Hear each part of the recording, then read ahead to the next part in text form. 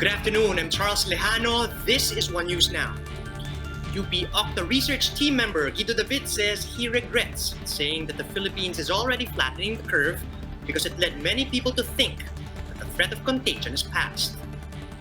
In an interview with One News' Agenda, David recognized that different people may have different interpretations of the term flattening of the curve. He said many people took his word as an indication that we are no longer seeing locally transmitted cases, fresh COVID-19 infections in the country. David clarified that this is far from the truth, since we are still seeing over 1,000 new cases per day in NCR alone.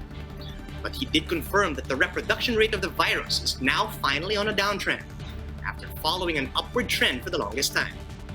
David says this means the Philippines has finally found a combination of interventions and COVID response measures that are working and could potentially bring down the tally of cases to a very low number in the future. In other words, the country's fight against COVID-19 is not yet over, but at least we are now heading in the right direction. The Justice Department has reopened its probe into alleged quarantine violations of Senator Coco Pimentel. This comes after it received additional documents from the FBI. Assistant State Prosecutor Wendell Bendoval said he received a copy of the Bureau's memo, which included incident reports from the Makati Medical Center. Recall that Pimentel drew flack after accompanying his pregnant wife to Makati Med on March 24, despite undergoing quarantine for the coronavirus disease. Pimentel left the hospital after learning that he had tested positive for the deadly virus.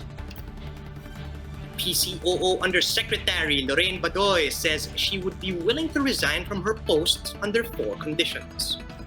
First, she wants legislators from the Makabayan bloc to publicly condemn certain incidents of violence, like the Bigos Massacre, 1971 Plaza Miranda bombing, and several others. Badoy directly attributed these incidents to the CPP, NPA, and DF under the supposed leadership of Joma Sison.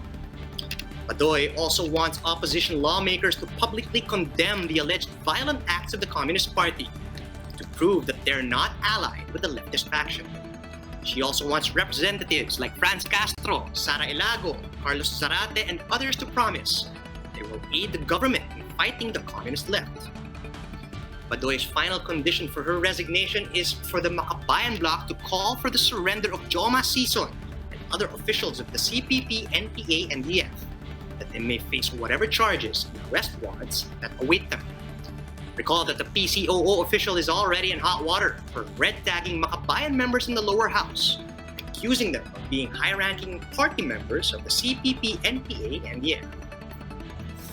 For more updates, visit News 5, the Philippine Star and Business World online. Visit our website, onenews.ph, for more in-depth analysis. And you can also catch One News on the Signal Play app. Register for a free account now at www.signalplay.com. Stream One News live, anytime, anywhere. I'm Charles Lejano. We are One News.